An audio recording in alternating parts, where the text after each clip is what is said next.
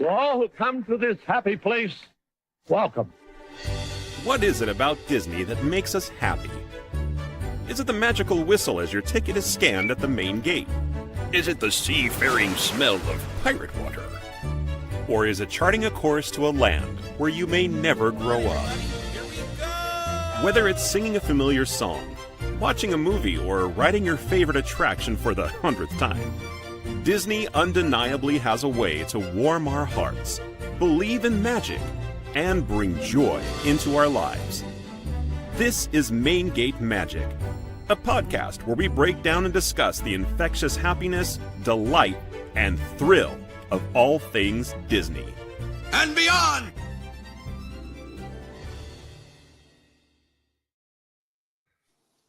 What's up, everybody? How's it going? Good. I'm talking to those of you on screen for now. Thomas, good to see you. Leia, Good to see you. always a pleasure. How you guys been? No. Ready to level up in my gaming and as in Ready life. to... Oh my God! Listen, he's got like the nerdy slang going on already. I love it. It's fantastic. Yeah. Thank you. I love that. Thank I you. follow Thomas. I liked that sentiment. And Leia, you've kind of got like the 80s style like ponytail going off to the right side there. Yeah, going old school. unless your image is mirrored and it's on the left, but I mean to me it's on your right. It's on my right. No, that's Okay, good. correct. Yeah.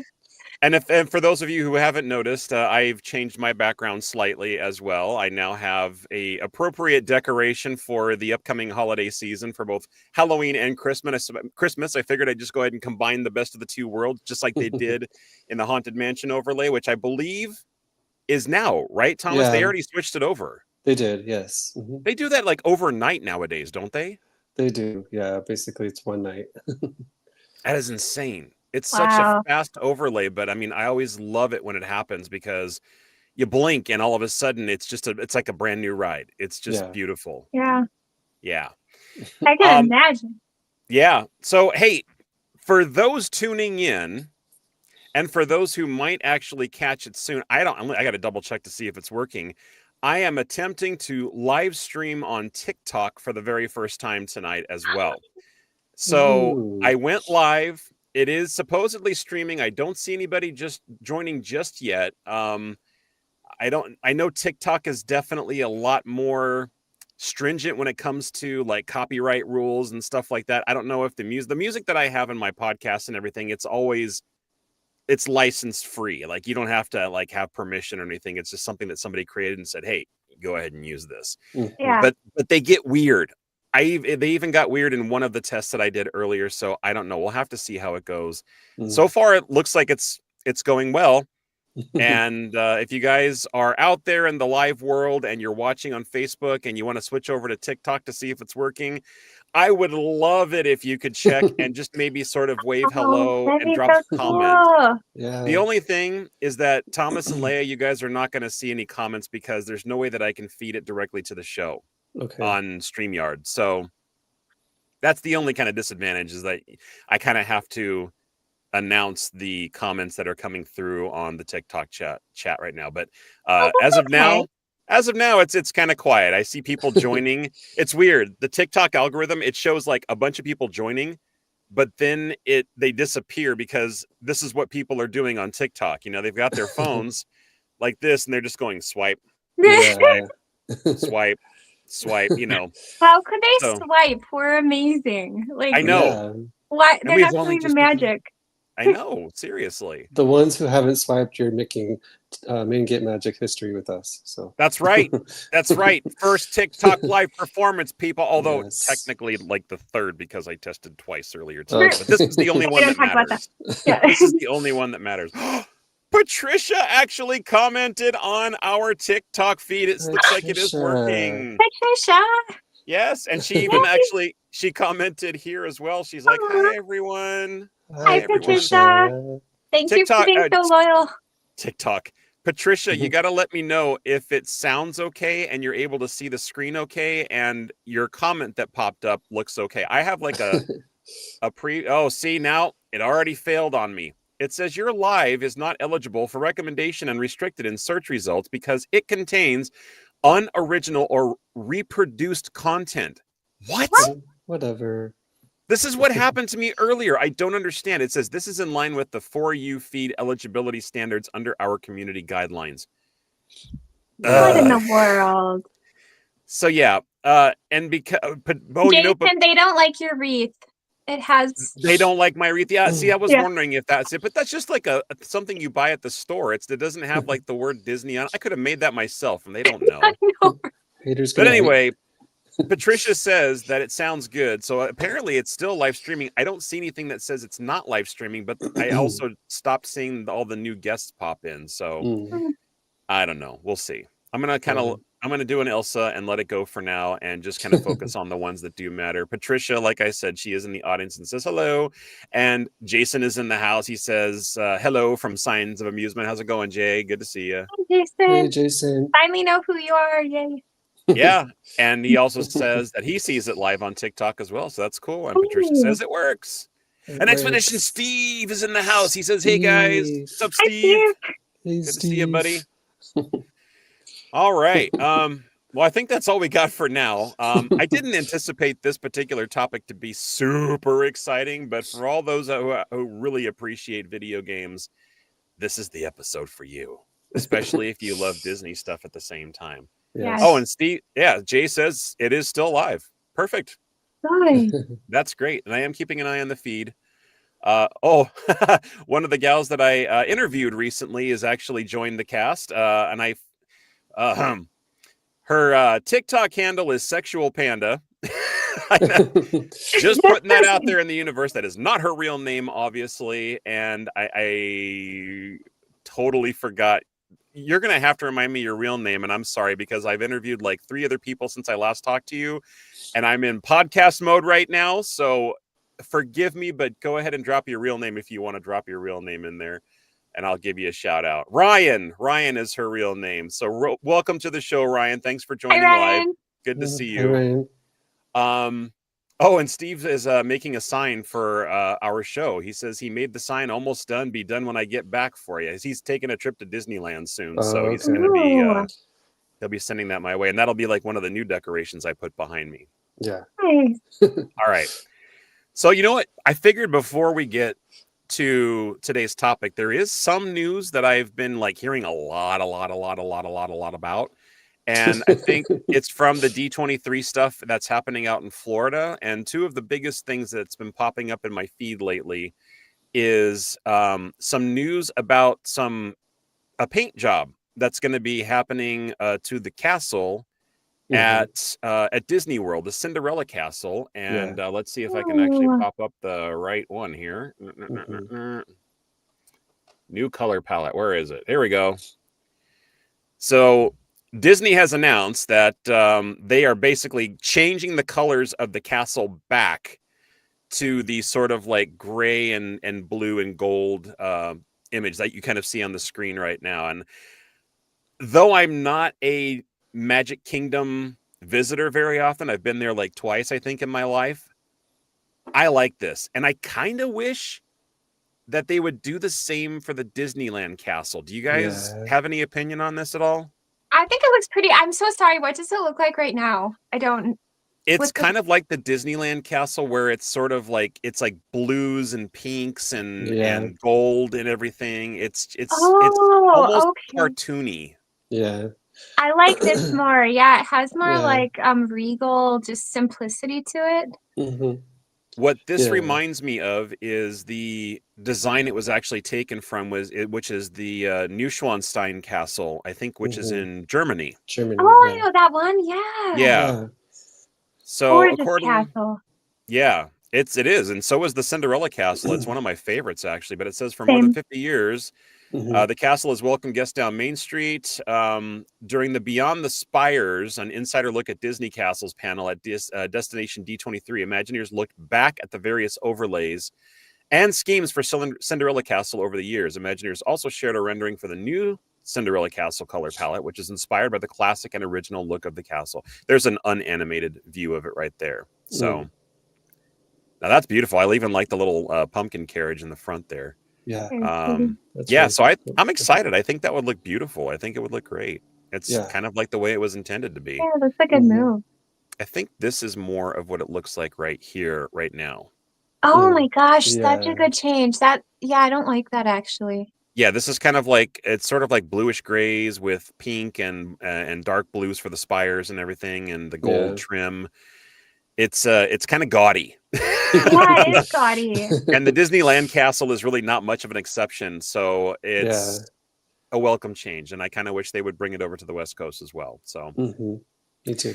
One of the other things that is has kind of caught my eye, and for those who know, they know, but based on the new movie that's coming out for Tron Ares, the Tron ride at the Magic Kingdom is also getting it's getting a new skin for the release of Tron Ares. And I'll go ahead and share that one really quick too. But it's just an inspiration for the movie where they're changing the colors. I think typically right now it's sort of like a blue and white theme because it's themed after Tron Legacy. But what they're doing is they're changing the color overlay now to sort of like red and orange because those are like the new light cycle teams. So this is kind of what you're seeing here. It's sort of like a dark blue, maybe violet purplish color or whatever. And then this is going to be the new colors over here on the left. And they are also going to be, it says the striking red hues in Tron Ares within the digital realm contrast sharply with the classic blue tones of the grid. Adding to the immersive visuals, the pulsating industrial sounds of Nine Inch Nails will drive the ride's energy. So they're changing the musical track to it as well. Yeah. I love Tron so much. I know that this one wasn't so popular, but the movie from 2010-11, Tron, I loved that one. That was Legacy. Yeah. I loved the techno music, and the visual effects were stunning. Yeah, they were really good. Although I rewatched it recently, and you guys will have to tell me if you agree or not, but because they had to change Jeff Bridges' character to a younger version of himself, I don't think the technology was quite where it could have been at the time it was made, and it's a little hard for me. It's a hard pill to swallow to watch him on screen. You feel the same way? Yeah, it's a bit jarring. Yeah. I think I remembered that. Yeah. Like even when he was reading to him in his bedroom at the beginning, it's like it's such fresh where they were playing with young AI. When he's at the home and the son is like younger. Yeah. And I think I remember too. I haven't seen the movie in over a decade, but I think I do remember that. Yeah, it's good. It's good. But yeah, that's the only thing that I had a hard time getting over. The rest of the movie, it's great. I love it. It is. Yeah. I love it so much. All right. That's the only thing that I got new in the Disney news. I didn't even play my little jingle, but you know what? It's okay. Video games. It's actually Tron is a perfect segue into our topic tonight because we're going to the game grid, y'all. Gaming grid. That's right. Now I have pulled up a list of all the different Disney games that have been released. There is a lot. Obviously, we are not going to be able to cover every single thing that's actually on that list. But you guys for 5 hours. Yeah, seriously. And I think I just want to stick to tonight, just the stuff that Disney has done, because if we actually go beyond and we talk about, like stuff that was in Star Wars, Marvel games, I know that we have one game that we're talking about that is a Pixar game for Toy Story. Yeah. But I mean, even technically, that was not even a Disney game at first because I don't think Disney had bought Pixar yet. Right. No, they hadn't. Like, it was in the beginning of the movie, but I think they were more like producers. Right. Yeah. Right. Absolutely. Yep. So I've got a short slide deck for some ones that we're going to be covering during today's episode. And if we happen to talk about other games that kind of pop up along the way, we will definitely do that because there's been a gazillion, I think. And none that have lasted a super long time or that were really popular. I feel like when Disney games come out, they're good for a couple of years and then they fizzle. Yeah. I think so. I agree. Yeah. Even the one that was the one with Mickey Mouse where he's painting everything. Forget what that one is called. I wonder if it's actually on my list. Something rebrushed is what I think the subtitle of it was called. I can see the And picture in my head. I've never played it before. Wasn't it kind Yeah. of more for kids? Like yeah, not really. It's a no? platformer game similar to like Mario, like a 3D Mario game. It was called Epic Mickey. I just found it. It was made Oh in yeah. 2010. Oh yeah, I played that once. Just once.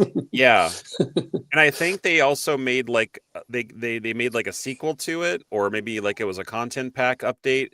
And Yeah. then as of recent, I want to say within the last 2 years, they I almost want to say the word refurbished, but it's not a ride. They enhanced it. They changed the graphics, they made it more modern, and they updated it for all the consoles and everything. So Yeah. it's still a fun game. I don't know. I went back and I played it. It's just not my style anymore. It's not what I like to do that much anymore. You've transcended the situation. You've outgrown it. I don't know if I've transcended because now I play games where I shoot a lot of people. So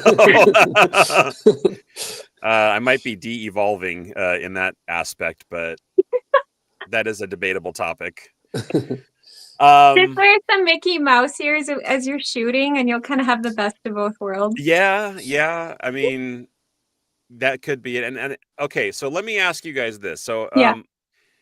show of hands, actually not show of hands. Actually, let's go around the board. Thomas, what do you have any like console games, or do you play games mostly on your phone, or do you have a computer you play on? So I usually play Disney games on my phone, like Disney Emoji Blitz, or just like a Disney fighting game I play. I used to play N64 growing up a lot, so like A Bug's Life, Nintendo 64, Toy Story, Yep. and then like bunch of those games. Disney So Infinity. mostly phone, but back in the day, it was like the older consoles then. Yeah, I really jagged with Disney Infinity. Like I was waiting for them to release Beauty and the Beast as a expansion pack, and then it got canceled. Like they canceled it, so that was heartbreaking for me. Did you ever play Kingdom Hearts? Oh yes, I did. You Not did. like avidly, but I'm see like everything's being added to Nintendo Switch, so I'm planning to download and replay a bunch of things that I missed. Yeah. The service that I have on Xbox, it's called the Game Pass, and Mm.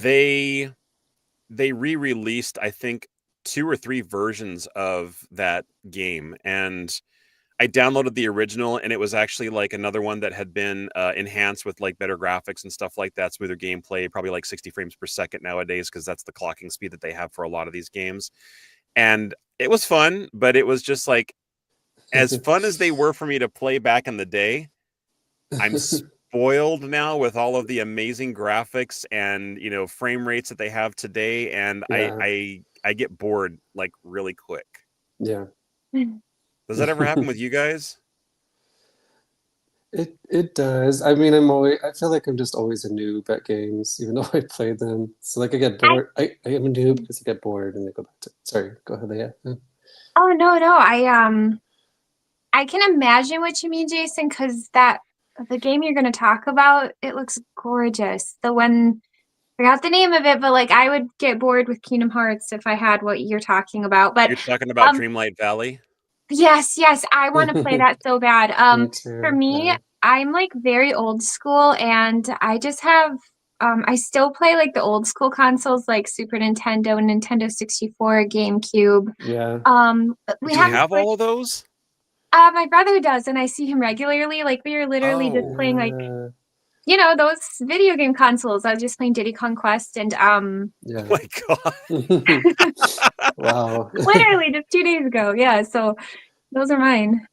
I mean, I know that that's probably your version of old school, but those are still some really good. That was some good name dropping right there. Those were some great Good. games, Yeah. and the consoles too. Yeah. Mhm. I still have the Wow. Nintendo 64, but yeah, I never got into the GameCube stuff. Yeah. GameCube is good. Yeah. I was blown away with the GameCube, and the crazy thing is because the GameCube had, it was just a square, like a little block, basically. It looked like a big Lego. Yes, the handle. And before that, you used to have either cartridges for games, or when I think this was around the time that the PlayStation and even the Xbox was out, you had like a regular disc that you would play games on. And then the GameCube came out, and the discs went from like this down to like this. Yeah. I'm like, how do you fit a full game onto this tiny, teeny little thing? But they did it. They did it. Yeah, They they did. It's probably because of the game quality itself. They didn't need as much processing power or something like that, but I don't know. I'm not as smart about that kind of stuff. Now, if my son was on here, he's learning a little bit about programming and game programming too. He might know, but I even then, not What sure. games? It's What games do really you like? Go ahead. Sorry. yeah. Oh no, you say Thomas. I was just gonna ask Jason also. So, Jason, what did you grow up with, and what games do you play for Oh Disney? Lord. Well, we got to get to Leia on that too because Oh, okay. no, actually, no. You already said what consoles I you did have. say, yeah. Okay, wow. How long of a show do we have tonight? Let's see. I go for the important questions. Yeah, when I tell people about my video game history, I basically tell them that I've been playing literally since Pong came out to the homes. I like Pong. Yeah, and it was that was literally the only game that was available on the console. If you bought the console was literally called Pong because that's Pong. all it was. Wow. This was before the Atari came out and all Oh. of the cartridge game wars started. So Atari 2600 is kind of where I sort of, kind of got broken into the video game scene. This is also when, of course, video arcades were the thing. Yes. Yeah. I had a hard time going back home any other route than past the video arcade. That's awesome, Jason. Any loose change I would find, even if it was just, like 25 cents, like 2 dimes and a nickel, I would go there because they even had somebody behind the counter back then where you could say, "Can I have a quarter, please?" Give them the change. They give you that. You have to exchange it for a token and then go play a game. I would go through that much trouble just to play one single video game on the way home. But it's because the stuff at the arcade was always way more advanced than what you would have on your Atari back home. Mm-hmm. So that makes sense. Let's see. So Atari 2600 I had. I never actually owned a Nintendo. I played it on other people's homes. Yeah. So the original Nintendo. the original Nintendo. Yeah, we Same have thing that. with anything actually Nintendo. So I never played the original Nintendo. Never owned the original Nintendo. Never owned the original Super NES. Oh. Never. No, actually, I was getting there. Sorry. I have. It's okay. I have video game nerds. I love it. I have owned Sega Genesis. I owned a Sega Saturn. I had a Sega CD. There was like 3 different things that came out for it, and then there was also the Sega 64, which was like a little bulky cartridge that you put in top where the regular cartridge went. And then you put your gaming cartridge on top of that, and it allowed you to play 64-bit games instead of the 32-bit games that came with the regular Sega Genesis. Wow. Oh my God, Jason! I saw the Angry Video Game Nerd. He's a YouTuber. Talk about video game cartridge consoles, and I think I saw that one. Yeah. Yeah. There's not a lot of my past or my history that I remember. I have such horrible long-term memory, but when it comes to video games, that is something that definitely sticks like glue into a certain reserved part of my brain. This is there's got to be. important. It's probably one of my inside out islands in my brain. There's family, there's there's game night. Yeah, exactly. There's Friendship Island and then there's Video Game Island. It's very important. Yeah, God knows what happens there. A lot of fragging and double kills and triple kills galore. And then I branched out into PlayStation for a little while. I like PlayStation. Yeah, I really enjoyed it too. Got used to a lot of the new platformers that were available, like Crash Bandicoot, and of course that's where I was introduced to Tomb Raider. Tomb Raider was the best because it was like a different type of platformer, and also you got to play as a very oddly hot pixelated girl. It was very strange, I will admit, but they made it that way for a reason, and it worked. And I think I skipped PlayStation 2 and went straight to Xbox. And I have owned an Xbox and a version of a PlayStation and a version of a Nintendo console pretty much ever since. So I have currently 3 consoles at my house. I have the Xbox One, I have the PlayStation 5, and I also have the original Nintendo Switch. Nice. That is where we are at now. Wow. Cool. Those are good Yeah. ones, Jason. Yeah, I like my platforms. I like my consoles. I like having options. Wait, Jason, and we also have the Oculus Meta 3. Oh, you're right. You and I both have that. Thomas, do you have Yes. the Oculus? I do not. Oh, it's amazing. VR is awesome, folks. Oh If my you have gosh. never tried it before, you got to try it once. You're either going to love it and be amazed by it, or you're going to be scared out of your mind and bang into a wall or like nut punch somebody by mistake when you're playing a game that's standing too close next to you or something like that. Yeah, I saw my friend play it, like one of the Batman games, and he came face to face with the Joker and like jumped. Oh, Yeah. that's amazing. I want to Is get that- that game actually on Oculus, but Yeah, the new Batman game. I have heard Yeah. amazing things about it, but I have not tried it yet. Yeah. I have not tried that one yet. Steve is saying the Tron arcade is the best. Now, I will 100% agree with that. So, I never played that one. yeah, it was a cabinet game. I think is what they called them, because they're basically like as tall as like a cabinet, and they have like, of course, there's a big video screen and there's a joystick and whatever buttons that you need to play the game. Yeah. And it came out not too long after the movie was released and had several different types of games to play on the one video game system. And it was all stuff based off of the original movie from like 82, 83? Okay. Original Tron release date. That was That July movie is rough. Like it was. 1982. You think it was rough? I watched it, okay, over a decade ago. But man, when I watched it, I'm like, boy, the pacing of this movie is pretty. Maybe I'm wrong. Maybe I need to watch it again. Wait, you said the pace? The pacing of it was just Really? slow and kind of boring and awkward. I have never heard anybody describe that movie like that before. Maybe I'm wrong. Maybe I need to watch it again. Blasphemer! Oh my god! But can I say real quick? In that movie, it has one of the funniest scenes to me. Like a scene in a movie where you just are like, God, I'm stupid. Why do I find this so funny? That little thing that floats and it just says no or yes, and it's like it sounds muffled, like no. Yes. It was a bit. Yeah, it was a bit. It was part of like DOS programming. They called it a bit because all it could ever say is yes and no. That's it. Yes, no, yes, yes, yes, yes, yes, yes, yes, yes, yes. Yeah, it was a character all in itself. But yeah. Oh, and yeah, Steve was just reconfirming that the name that we were trying to think of earlier is Rebrushed, and they're making it for Switch. Oh, that's cool. That's nice. Ooh. I feel like there's a lot more Disney stuff on the Switch. I'm not sure if that's Yeah. true or not, but whatever. But speaking of Disney and speaking of video games, let's go to our little slideshow, because there's a couple of things that we actually wanted to showcase that we were talking about as far as I feel like games that maybe really started coming out with Disney. And this also kind of was some of the stuff that was sparked from the Disney Renaissance, because I feel like when like The Little Mermaid came out and when Aladdin came out, and I don't know if there was one for Beauty and the Beast, but there was quite a few that spawned from movies in the Disney Renaissance. Yeah. But one of the very first ones that we were talking about is The Jungle Book. Oh my And this gosh. was, yes, I know. I know that you shared these images and everything. And look, it actually has Virgin on there. So, like, I don't even think they actually are affiliated with any video games anymore. I don't believe they are. Oh. Yeah.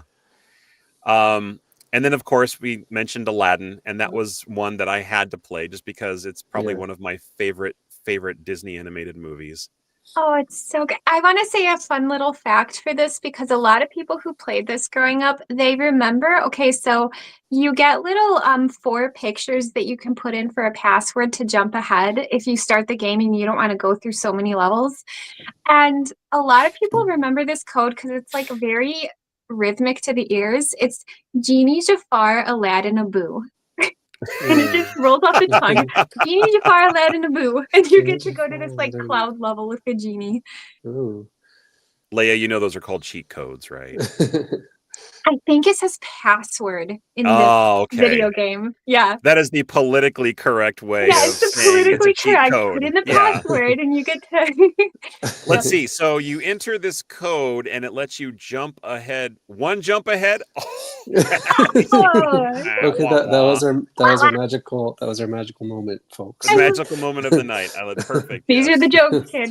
Yeah. Okay, there's a soundbite that I need to create. This magic moment brought to you by, and then I'll have like each one of you say your names, and that way we can say it's brought to you by me, you, or Oh, I or love Leia. that. Wouldn't that be cool? Yeah. That would be so awesome. Yeah.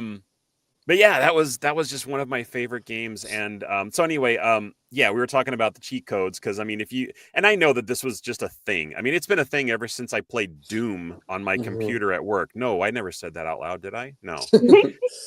But yeah, you could enter like a certain like number of letters and numbers, or you know, there was a passphrase or something like that that let you skip ahead to a certain level. I mean, even like Mario, you could do that. I think there were certain buttons you can mash that would do the same thing. So Yeah, that's it. yep. And That's then the we got like a level you could little. jump to. Oh, is it Yeah. the one? Yes, Okay. Is that that level is the one jump ahead level? it is. And it Wow. actually this is like middle ground. So Genie, Jafar, Aladdin, Abu lets you skip like 10 levels. Holy It's cow. a great one. Mhm. So let's break down what's in this scene. Now, yeah, this is an expanded version of the image you provided me, which was like itty bitty living space small. Yeah. I'm gonna keep the Aladdin references going if I can. And so it looks even more pixelated than the real image actually is, but Yeah. every video game, even to this day, still has this format. Upper left-hand corner here, we've got how many lives your character has, right? Yeah. And then we have the number of hearts that actually tells you how close you are to dying and losing a life. Yep. Now, when you guys were playing these kinds of games, was there ever any moments where you were like so wrapped up into it, regardless of how intense the game is, or how many times you've actually died in one spot that you keep going back to and your heart is pounding out of your chest because you're like one heart away from losing your very last life? How often do you think that ever happened when you're playing? All Every day, the every time. time, all the time, yeah, every time. Right? Yes. And that is the reason why people end up using codes like what you were talking about, because they just get so tired of dying all the time. No, and especially with video games back in the day like this one, it's unforgiving. No matter how far you get, you do not get to have a save space. Like you don't get to have like you start at the beginning once you lose all your lives. That is Brutal. absolutely true, Yeah, because go ahead. they didn't have like memory storage back then. Oh yeah, that's like for true. the Donkey Kong Country series or the nicer ones like Yoshi's Island they did, but yeah, for these ones they just weren't as nice. So yeah, you just had to. I remember also getting strategy guides. Like you didn't have YouTube walkthrough tutorials back then. Yes. So strategy guides. Yeah. There was a certain company that made these books, and you could get them at like your local video game store, or even like at like a Tower Records if you know it was around, or sometimes even I think I even saw places like Hollywood Video and Blockbuster and stuff would sell them on their shelves. Remember that? Oh, those books were magical. Like I can even smell them and they were nicer paper. Like Rex found the strategy guide in Al's Toy Barn on how to defeat emperors. Oh, that's right. What a great reference, Thomas. That's Thank awesome. you. Okay, the next magical moment was brought to you by Thomas. Magical moment. Yeah, and he's like, I have to figure out how to defeat Zurg. Yeah, Lisa got really, and then this is not even a Disney video game, but it's a reference that is like kind of near and dear to our hearts because we both played this game together, and as far as I know, it was only available on the Xbox platform because it was made by Microsoft. But it's called Viva Pinata. Have you guys heard of it? I have No. not. So you are in control of this little tiny garden. It's a square garden, and in the very beginning, you have to clean up the garden. And you have to plant certain like vegetables and fruits and trees and stuff like that to attract these animals. But these animals are not regular animals. They are all pinata animals. Oh, how cute! And it kind of becomes this sort of like little cartoony breeding game where the more animals you get into your garden, it attracts other animals too. And you keep doing this progressively until you have like all the different animals unlocked. You've romanced your pinatas to create offspring and, fed them all of the kind of foods they can make. And you also have to like find all the seeds for all the different types of plants, and you have to water your plants and everything. And there was a book for it. And we still have that book. It is in the same place, no matter where we have lived ever since we played it, on top of our center speaker in our entertainment center. And it is like the holy Bible of everything Viva Pinata. So it's Jason, we need to see this next episode. I think we and track down the person cool. who made that game and interview them. Maybe, yeah. And it was really addictive too, because you just wanted to keep playing more and more and more. And then you're like, okay, now how do I romance these pinatas? Like, what's their secret? Because they don't give you any guide. They don't give you any hints. You just kind of have to keep playing around with combinations of stuff until you either figure it out yourself or, like us, go out and buy the book. Yeah. Stop wasting like 1,000 hours playing this thing. That makes so much sense. It's so funny to me because like I have a few cousins that are, they're teenagers. And if they don't get a video game, they're just like, oh, I need to YouTube this. And they're so inconvenienced. Yep. I'm like, try not having that convenience and maybe not having the money and having to beg your parents for that, Nintendo power. Absolutely. Yeah. Yep. The struggle was real. Yep. Still is in certain you had to work instances. for it more. Yeah. But I mean, you're right. Nowadays, the books are kind of like, they're not even needed anymore because like almost everybody's out there got YouTube channels and they're doing tutorials or walkthroughs or something like that, showing you how to do every single thing. And I thank God for them every time that I get stuck on a game. I know, right? It's actually kind of a good thing. Yeah. It is. It absolutely is. All right. Let's see. What do we got next on our list? Toy Story. To Infinity. My favorite one. Yeah. I love how it says it's an intensely 3D experience. This game is beautiful. It's my favorite Disney-esque. Oh my gosh. It's 3D and it like feels so magical. Jason, you should play like a little clip of it. Like, oh, you know what? I forgot. We'll get back to Toy Story in a second. I'm going to go back to Aladdin because now that you said the videos, I forgot that I actually had those links that you sent me queued up to kind of give you guys a little bit of a sample of what it used to look like. So give me a second because I'm always really slow about this. But we will start with Aladdin. Okay. And here's that lovely MIDI sound. Password. There's the proof. Whoa. State of the art. It's so fun, and there's little chickens stuck in those pots, and they just jump at you. The music. Wait, that was apples, though. Yep. And a boo follows you. Yeah, I love that part of it. Gotta have his little buddy. Oh my God, he's bouncing off the head of the guy in the window, too. Yep. All I gotta do is jump! My stomach does somersaults when I see that. And your first bad guy that you have to fight is the Sultan. Oh. I mean, not the Sultan, the guy who's like, no one steals from my car. Oh. What was he just doing? Wait, hold on. What the heck was that? There was like, he was like doing a handstand flippy doodah on the pole. I think I went back too far. Whole Peggy thing. Okay, jumping on the snakes, and then here he jumps on the treasure. Like, what is that all about? Oh, that's the bug, the thing that Jafar puts together, and then the Cave of Wonders comes out. You collect those. Okay. I don't know why. Those windows look like keyholes to doors. Yeah, don't they? They have that Arabian shape. Yeah. But this was the style of games back in the day. Yeah. Mm-hmm. So you're gonna notice how Toy Story is more advanced, like way more. Like it something is. they. But I still love this. It's so endearing. Mm-hmm. All right, level 1 complete. We're going to go ahead and stop sharing that one. Yeah, ladies and gentlemen, that was Aladdin. If you played it, you know it. Oh my gosh, we got some comments here. Lewis is in the house. Hey, Lewis, good to see you. This is fantastic. The Signs crew in the house. Yeah, Signs Hey, and Lewis. Main Gate Magic all in Hi, one Lewis. happy place. Hey. And Manny's in the house too. Manny says, "Hola, kids. How you doing, Manny? Good to see you, Hola, buddy." Manny. Hey, Manny. ¿Cómo estás? Yeah, ¿cómo estás, Manny? That's about all I know because I'm just repeating what Leia said. I'm horrible at Spanish. Although most of the time I'll be like, "I'm sorry, I don't speak Italian." You know.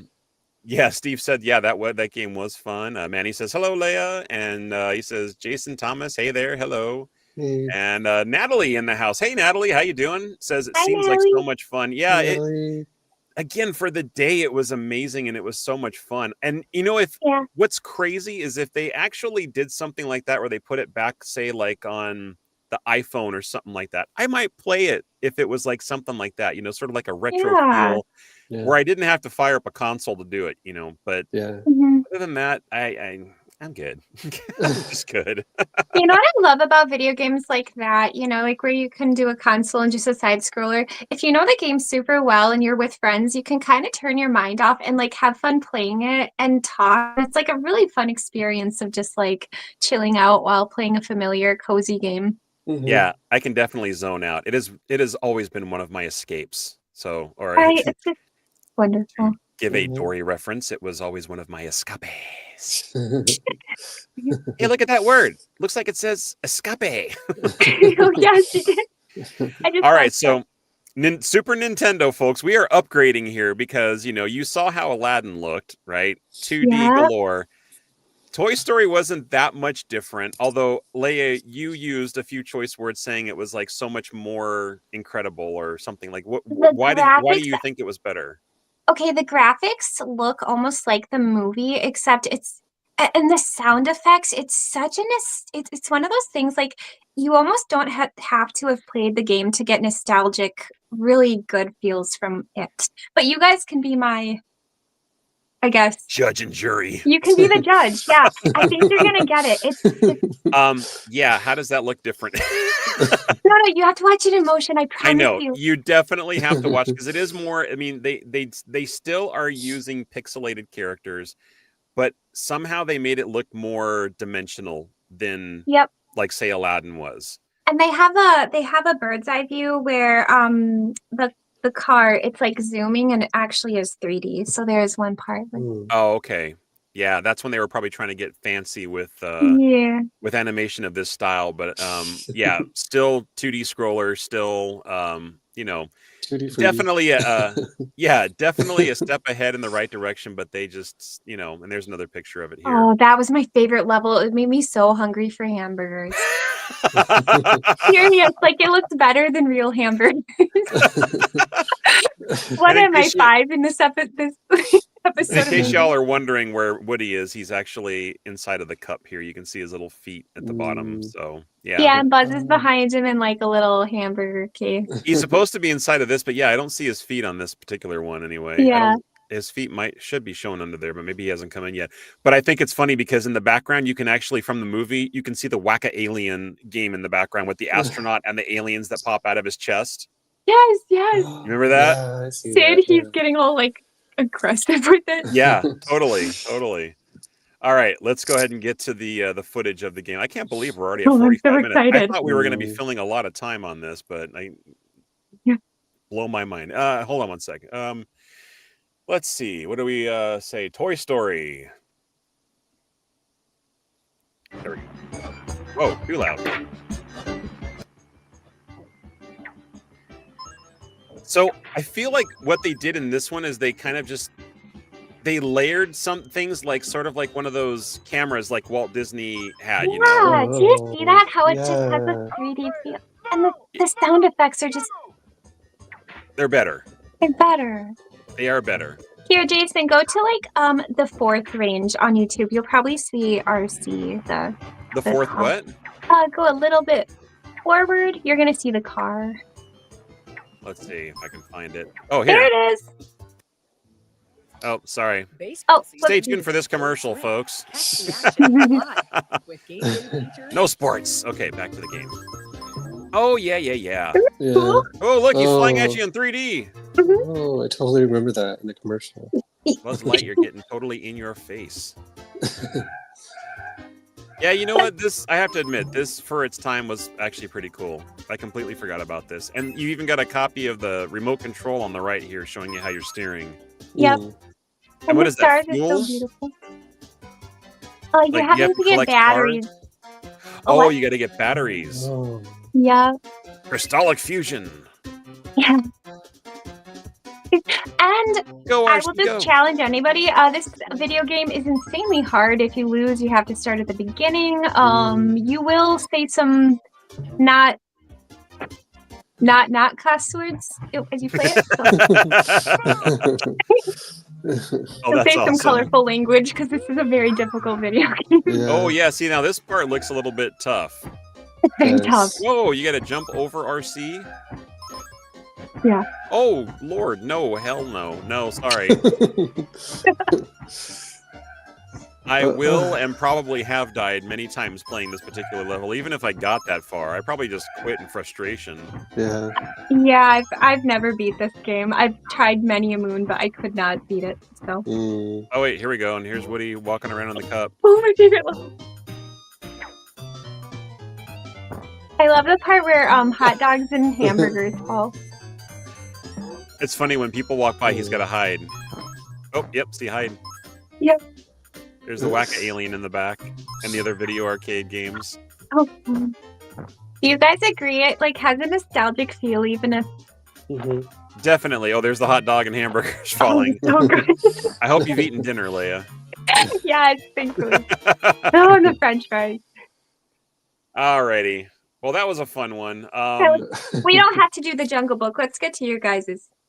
No, we can do the Jungle Book. It's fine because we'll go a little bit over just to talk about certain. Oh my God, I'm looking at the stuff that's recommended on my page now that I'm watching video games, and it's showing Space Ace. Do you guys know which video game that is? Space Ace? No. Oh my God. So you know who Don Bluth is, obviously, right? Yeah, I know who Don Bluth is. Yeah. Don Bluth helped to animate 2 full feature video games that they released to arcades. One was called Dragon's Lair. Actually, technically 3. There was Dragon's Lair, there was Dragon's Lair 2, and there was also Space Ace. And it was basically like almost sort of like you have to choose the path of which direction you think the character is going to go, or if he's going to fire his blaster or jump or something like that. And if you hit the wrong button, you would get like some kind of crazy death animation depending on what part of the story you were in. And it was so fun. And it was all animated, like full cartoon animated by Don Bluth. And even if you get a chance just to watch some videos on YouTube, it is so much fun. And you can actually, there's a lot of places that actually sell it for free or just give it away for free, or you can download it for free. You can even I think they had a DVD you could put in your DVD player, and you could use your DVD remote to play because it was the controls were basically just up, down, left, right, and then an action button. And that's it. I'll have to check that out. That sounds amazing. Yeah, it was pretty fun. So, sorry, tangent there. All right, let's go back. We're going all over the place. It's amazing. I know. It's okay. You know what happens on this show. That is what the and beyond is all about. So let's talk. Let's go and see a little Jungle Cruise. Jungle Book. Sorry, Jungle Cruise. Oh, the sound effects in this video game are so. Oh. What's up with Mowgli's eyes? It looks like he's done some serious hardcore uppers. Yes. I think it's just the animation. Yeah. This made me think of Donkey Kong, but for Disney. Yes. Yeah, it kind of does, right? Yeah. And 10 times more infuriating. This video game is even harder. Oh, I like the swinging animation, though. That's pretty cool. Oh, cool. And the swinging on a vine, that actually reminds me of an old game called Pitfall from the Atari 2600. Oh, yeah? Oh, yeah. It looked, compared to most games of this day, it looks so horrible. But I mean, most games for the Atari 2600 were kind of lame, but for its day, it was amazing. Couldn't stop playing.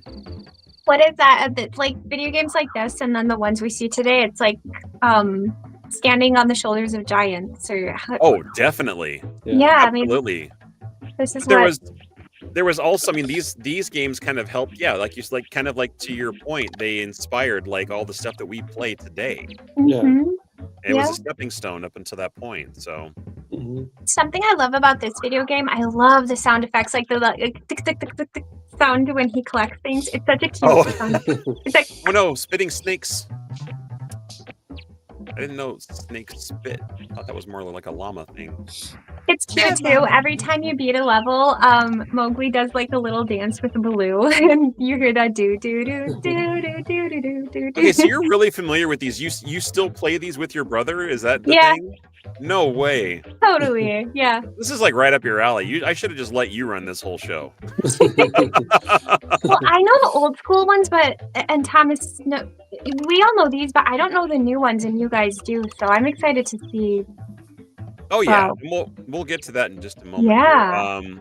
And let's see. Steve is saying you can play the emulators online. Yes, that's one of the things I was trying to figure out. There's tons of sites out there that have emulators where you can play a lot of these games for free. Now, I have no idea how legal it is. These games might be old enough. I have no idea.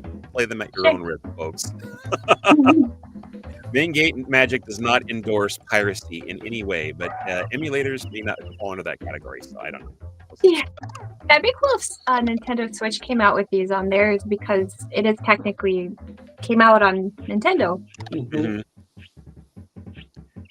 See, Lewis says the talent behind Fox and the Hound. Oh, okay, you know we don't see these anymore commercials. Yeah. The commercial's still playing in my ears. I got to stop it. There we go. Okay, cool. The talent behind Fox and the Hound, which he's saying is Don Bluth. Also, Don was developing Sea Beast before the video game division went defunct. I've never heard of that one before. That's a new one on me. And he says that Pitfall was completely inspired by Indiana Jones. I can see that.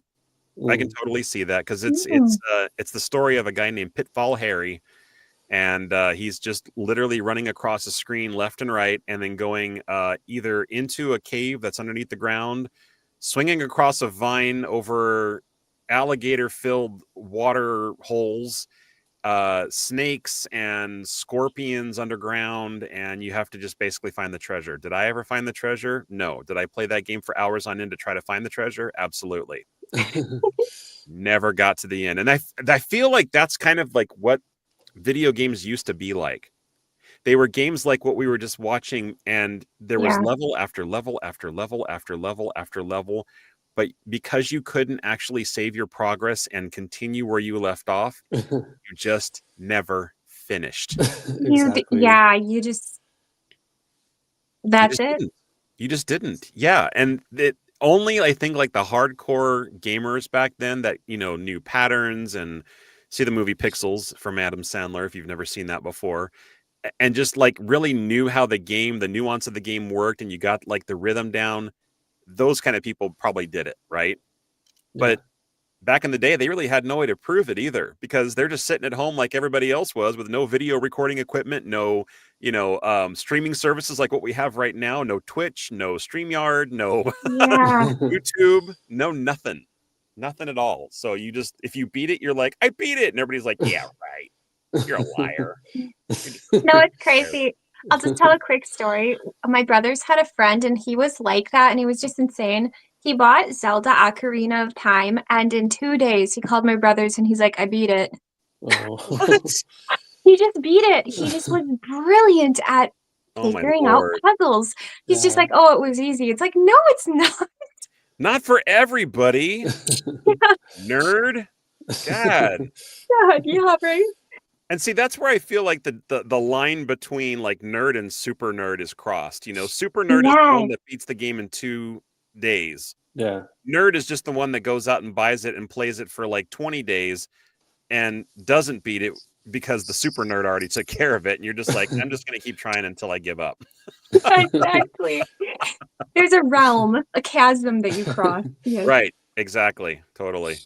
All right, so there was a couple other games that I wanted to touch base on, because there was, and please guys, be aware, there was a ton of other games that happened between this particular era until today. but I definitely wanted to cover today. I definitely wanted to talk about Kingdom Hearts because I know if there's people listening and they're like, you talked about Disney video games, but didn't talk about Kingdom Hearts, I'd probably get like a ration of crap from whoever launched that stuff at me. So You're welcome. now that we've gotten that out of the way, I'm sure I've forgotten other ones.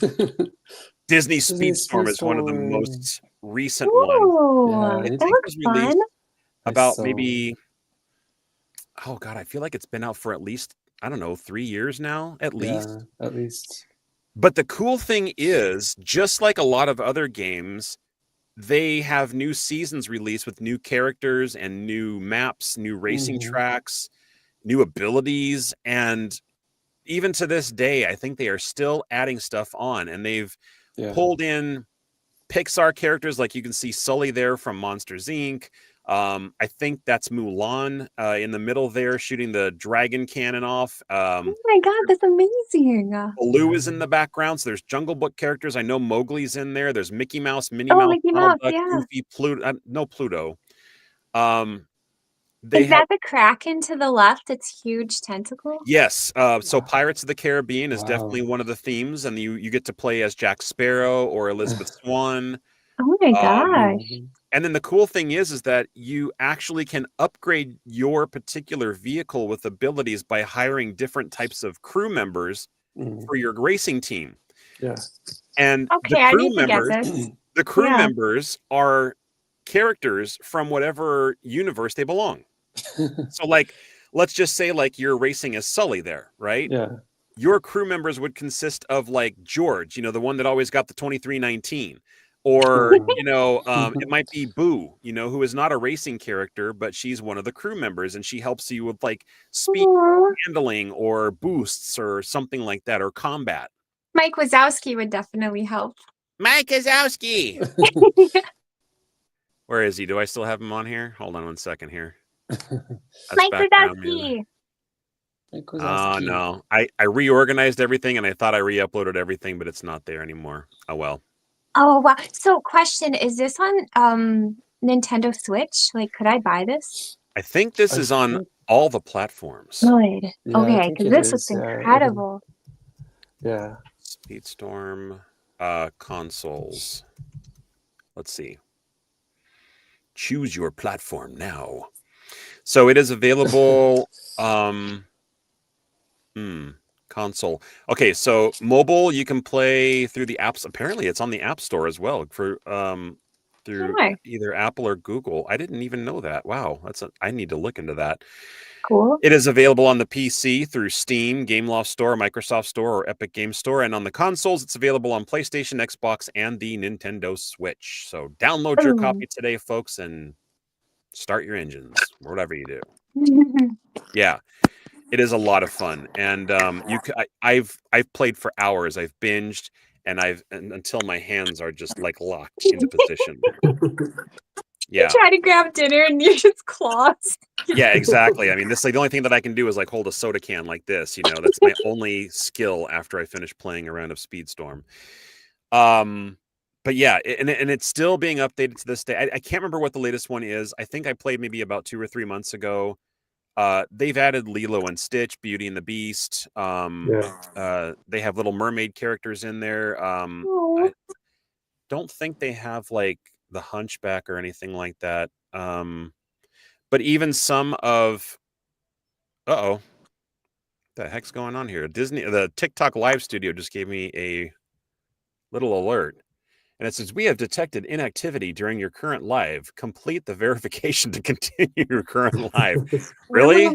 We're moving. Yeah. Excuse me. I'm sorry. I just had to prove that we are still here.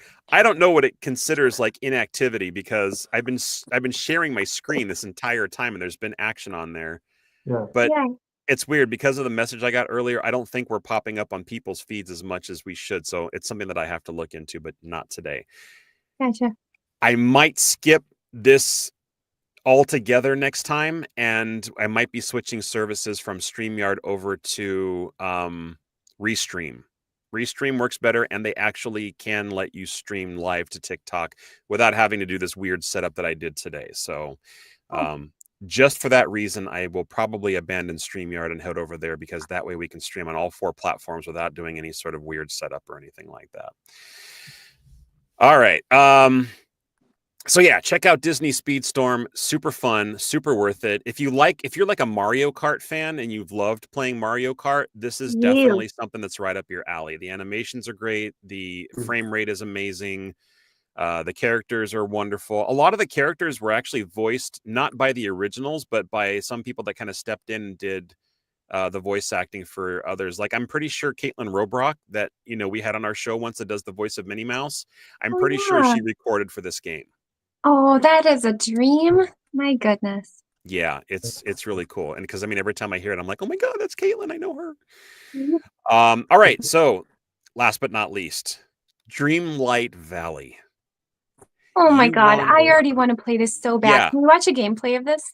I am surprised you have not found this game before I did. It's been out for a while too, but it is one of the most amazing immersive games. And as far as the type of game, it compares a lot to Animal Crossing. Have you guys ever played Animal Crossing? Oh my heart. Oh my God. So think of Animal Crossing, but with Disney characters instead, and it looks better too. Oh my goodness. Yeah, it's a lot of fun. And it has just as many, if not more, characters in it than Speedstorm does, and you interact with them, and you can purchase things through the store, and you'll have your own house that you can like decorate, and you can create multiple levels that you can decorate each floor. Really? Sometimes you have like, you got a kitchen that you do and everything. What happened to Thomas? Yeah, this Thomas is their last dropped. Thomas. It just Jason, kicked me can off you for some like reason. choose different Disney characters like to What do we got going on here? Thomas, is everything okay? Yeah, I don't know why, but Streamer just kicked me off for some reason. I don't know why. Yeah, it's probably because I was talking crap about them, saying I'm going to move over to Restream. That's they were probably why. listening? They're like, oh yeah, watch this.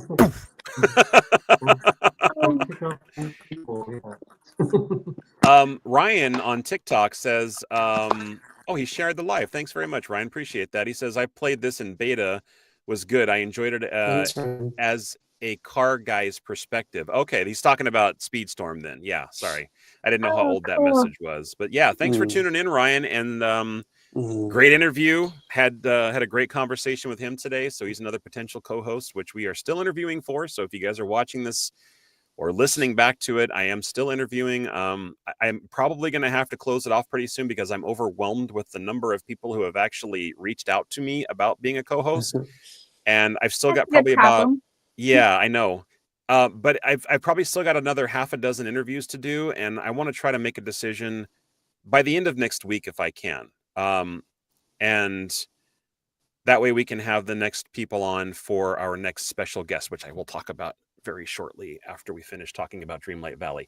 But Leia, I wanted to kind of show you some of the gameplay. Oh my God, I'm so excited. So Jason, can you be different characters? Like if I wanted to be Cinderella or Pocahontas or just can dress like them, but you can't be them. Because okay. They are their own. Yeah, basically you can like talk to them and like they give you like new missions and stuff. So right, exactly. Oh, that's cool. I dig that. So once the advertisement is done here, I'm not going to do any audio on this particular one. I'll just kind of show the gameplay and we can sort of commentate as it goes along. Okay. Because this is like IGN's review of the game. So basically the character, that looks a lot like my character actually with the glasses. So it's a third person game and you just kind of travel behind the person that you're controlling, and that was a copy of a vision of the map. Oh my God, it's her. Yep, and it's him. It's Mickey, the man himself. Aww. And you go up to these characters and you talk to them and they give you missions and you complete the missions and you bring back whatever they ask for you. It unlocks new areas. There's Scar. Yeah. Yep. And then they either give you Dreamlight points or something, stars or something like that, or they might give you like something new to add to your uniform, or like that crazy staff that he's got there. It might be something like that. Or it might just be something that you can actually, Eva. It might be something that you actually, can get points for to buy in the store. So, wow, he's doing the review already? Oh, that's just the beginning. Okay, I got it. This looks beautiful. Oh my It's a goodness. I definitely want to fine-tuned watch machine. And play there's this. Vanellope, and there's Gaston lurking in the background because there are villains. There are villains in this Yes. too. It's not just all about the good characters. They have bad ones too. I've seen already Jafar, Scar, Gaston, so yeah, I could definitely see the Yeah. villain. Yeah, it's really good. And then, you actually build homes for all the characters you meet. I love that. And there's gardening, just like it's showing here. Oh, so it's kind of like Harvest Moon. Harvest Moon Yeah, has kind the of like same type Harvest of. Moon as well. Maybe it's more like Harvest Moon than it is Animal Crossing. But Animal Crossing, you did farming as well. You farmed turnips, right? Animal Crossing. I think it was. Oh it yeah, was you're right. turnips. You're right. Yeah. Yeah, I think you did. Yeah. I can like hear him talking in my head. Yeah, you think you're breaking up a bit there, Thomas. I can't hear you, buddy. Oh yeah, Thomas. Yeah. StreamYard is angry at us. We have angered the gods. Oh my God, this looks so much fun. And I'm guessing you have to like buy it. You have to like gain some points and then you can buy decorations for your house. Yeah. Cool. Yeah. And there's only like a certain amount of things you can carry in your backpack. Oh gosh, pumpkin farming. I can't tell you how many pumpkins I've farmed in this game because they are worth the most money. So if you do those and then I think you can also, I don't know if you can fertilize them. I can't remember if there's a thing, but you have to like water them to full capacity. And otherwise they won't grow and you won't get your harvest or something like that. And you can like plant tons and tons and tons of these. I had like one land that just had probably like 3 different fields of pumpkins that I would harvest. And see, I don't even think I've played to the point where I've gotten to Rapunzel there. I don't even know if I've seen Gaston yet. Yeah. Being able to help Disney characters, I am buying this week. Oh my God, I just saw Woody. Oh, I am getting this. And Woody and Buzz, they are actually their actual size in comparison. They are just toys. Yeah. It's wonderful. And there's all these different areas. So this is kind of like the marsh area. I think Mother Gothel lives down here in like this gigantic rotting willow tree. This is the forest where you go see the gang from Frozen, I think. I have no idea what that is. Holy cow, what is that? Wow. Do you know if Mulan is in this game? I did not see her by the time I stopped playing last. Okay. Doesn't mean she won't be in it or has not already been added to it now. Oh yeah, and you can go fishing too. There's like little spots in the water where you can go fishing. Very cool. And you can cook. The stuff that you get from your garden or the fish that you catch, things like that, you can actually cook meals, and that is another part of the quests that are available in the game as well. Yeah. Very cool. I like how you don't have to, you can choose your response to the characters. Yeah, you can't. It definitely gives you like varied some responses in the game. But you kind of realize after a while, regardless of your response, it pretty much still leads you down the same path. Leads you. Yeah, it's a little clunky. Yeah. It kind of just makes you feel like you're catering it more to your gameplay, and it kind of adds to the fun a little bit. But I'm kind of weird that way. I look into I'm like, oh, this is just the way it's programmed, and no matter which one I choose, it's going to be the same. So if I'm in a rush, I'm just going to go ahead and just start button mashing until it gets to the end of the conversation. Button mashing, I do that. Yeah. So this was IGN's review. They gave it an 8 out of 10, which is really good in its own right. And, yeah, it's a very good review. A very fun game. And the more that I look at this now, the more that I want to go back and play it. But there is a lot of work. It does become work after a while, and you have to take a break. Otherwise, you're going to get burnout really quick. Okay. So fair warning. All right, I stopped sharing, right? I did stop sharing. Okay, that's the end. That's all I got, guys. Did you have any other things you wanted to talk about video game related? I think that was a great synopsis. Like, I think we could do a part 2 in a few months or something. Like, I think we're just like tip of the iceberg right there. Oh yeah. Because like we were even talking about this backstage before we even joined live. There was video games that you could play like on your PC only that were like web-based you could play. There's we've barely even scratched the surface of apps. Like I've been seeing like this Disney solitaire game come up on my screen like forever. There's Star Wars video games that I've played probably almost every single one, which I know is now under the Disney umbrella. So we could even just do an entire topic of Star Wars games, although I'd probably be the one talking about that mostly. Do you know Shadows of the Empire? Yes, of course. Okay. Yes. I'm just doing a test. Could possibly add more characters and updates. Yes, definitely. Yeah, that's all they keep doing. And just like Disney Speedstorm, they released like a new season and a new challenge for every season where you have to collect a certain number of points and you get like bonus items that you can either add to your wardrobe or to your house or something like that. It's usually like skins for your characters or your living space. So it's a lot of fun. So what was I talking about earlier? Talking about our next co-host, and also I wanted to talk about our next special guest. Now, I think you guys saw what I was chatting about in our group conversation, right? About the next our next coming on? The one that I said was interested in being on the show. Yes. No, I don't remember who. Okay, hold on one second. I'm pulling up an image of him right now. So we have had on our show a Walt Disney lookalike. Oh, that guy, yeah. But he is kind of like the East Coast guy because he goes to all the Disney World parks. Yeah.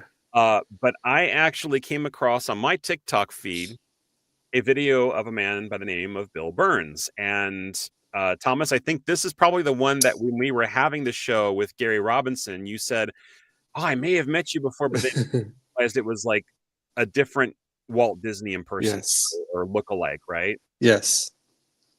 So Bill Burns is the sort of West Coast version of Walt Disney, and this is him right here in his attire.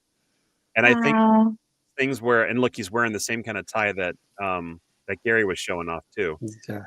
And he did. I think he first appeared at a Disney Dapper Days as this character. Now, Bill does a lot of other cosplay. A lot. He was actually I was watching his Instagram, and he was just at Dragon Con in, I think it was Atlanta, a very, very, very large comic. I mean, it's huge. The list of guests is enormous. The show floor is huge. Yeah, and there's just so much stuff. So he went there, and I think he was like 4 different characters for the entire con. Yeah. So, but his rise to fame, from what I understand at least, and he can correct me if I'm wrong when he's on our show later this month, is portraying Walt Disney. So he's been on Good Morning America before. I guess they asked him for an interview. I haven't really done much other research, but he was so nice. He offered to like reach out like by cell really quickly. We've been texting, and he will be on our show on Tuesday the 16th, which is 2 weeks from today. Yay! This is so exciting. Even though we can't actually have the real Walt Disney on here, we can have the next best thing, right? Yes. 2 times this year. Woohoo! I know. It's so fun. I'm really excited about him. Just as excited as I was about Gary. I think it's just such a fun way to bring magic back to people and just see their reactions whenever they meet him for the first time. Yeah. That stuff to me, I could just watch forever because it just gets me like Disney chills. Yeah. Yeah, like I watched the video with this guy coming on in 2 weeks. Mickey just hugged him and wouldn't let go. I mean, it was you could tell the actor underneath Mickey was really emotional about seeing a lookalike. Mm-hmm. So yeah. Do you know the rules for the Disney characters? The hugging rule? No. You never heard about that? So Disney characters have a rule that when somebody comes up and gives them a hug, they are not allowed to let go until the hugger lets go. Right. Really? So if you see those really long embraces, it's because that person, child, man, woman, whatever, is still gripping on, and they can't let go until the other person starts letting go. Did not know that. It's true. Yeah, it's such a fun rule. No, please go ahead. Another rule is like if you're meeting a character in a enclosed space, they have to keep their eyes on you until you leave the room. before they go to the next person. So That makes sense. yeah, Oh, just in sure. case I you want love to that kind of stuff. just in case you want to turn back and like wave or like their Right. attention is still on you. So Absolutely. Yeah. So anyway, 2 weeks from now we will have him on the show. Next week's episode is a wild card episode. I can't believe it's another wild card already. I don't know how it comes up that fast. This is the first Tuesday of the month. So next Tuesday is the second Tuesday, which means it's our wild card episode. So okay. It's already been a month since we did Back to the Future. Yeah. No, it hasn't. Oh my Can God. you believe that? What? It's insane. I don't even know where the time goes anymore. So Wow. anywho, we haven't come up with a topic yet, folks. So if there is something off Disney topic that you would like to hear us talk about or bring up, let us know. Put it in the comments here, like while we're wrapping up the show, or tell us on social media. I might even put like a link out there saying, hey, looking for a topic for next week's show, and we'll take into consideration everybody's suggestions for the October wild card. And I think at least I know Leia's excited about this. We are going to be very covering excited about this one. Yes. we're going to be covering just all things Halloween and horror movies in general. Oh, great. So I'm going to catch up on this because go ahead. Go ahead. You can either catch up on it or you can just kind of like hang back and listen, because we can talk about this stuff for hours. I'll have M&Ms. Mm. Yeah, there you go. There you go. So, we'll touch lightly on a lot of stuff. We'll talk about the spirit of Halloween. We might even throw in a little bit of Disney stuff, since it is, time for Halloween at the Disney parks. We kind of touched on a little bit now because of the Haunted Mansion holiday layover that's currently happening. But we'll get more in depth and maybe even a little bit darker for that episode. We'll touch into our evil sides. I like how your voice lowered, Jason. Got that Halloween. Yeah. So here's a fun story, kind of a sneak peek into Halloween. It's sad, but it's fun.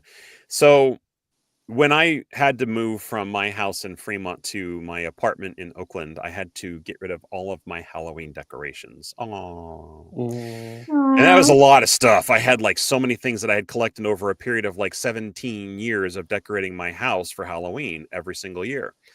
3 years has passed since I've sold all that, and I'll be moving soon to a house where I will be able to decorate again. So even though I'm not going to be able to decorate this year because I'm not moving until November, I'm already starting to look for Halloween decorations.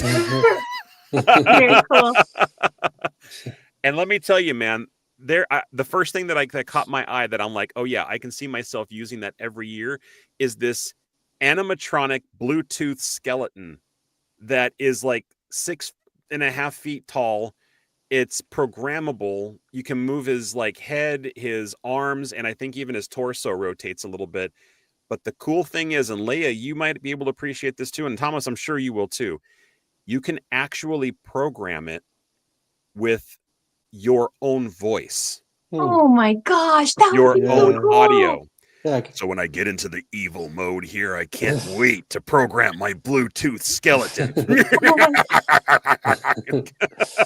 Oh, Jason, that's good. Jason, it'd be a good voice to do too, which I think you could nail. I don't know if you can do it on Vincent Price. Oh, Vincent. I'd have to practice him a little bit. I've never really tried doing Vincent, but Yeah. but he kind of lives up here like this. Yeah. And he's a little he's a higher pitch than me, and he's a little bit more softer like this. You got it. You know what? So hey, perfect. Let's do what is it? Thriller. Because he did sort of like the dialogue for the bridge of the song, right? Yep. Where he's like, 3/4 of the way through. Yep. darkness falls across the land. The midnight hour is close at hand. Creatures crawl in search of blood to terrorize your neighborhood. How's that? We need the clapper thing. Clapper. Oh, sorry. Yeah, I wasn't ready to actually give myself a... Oh, that's not quite the same, but...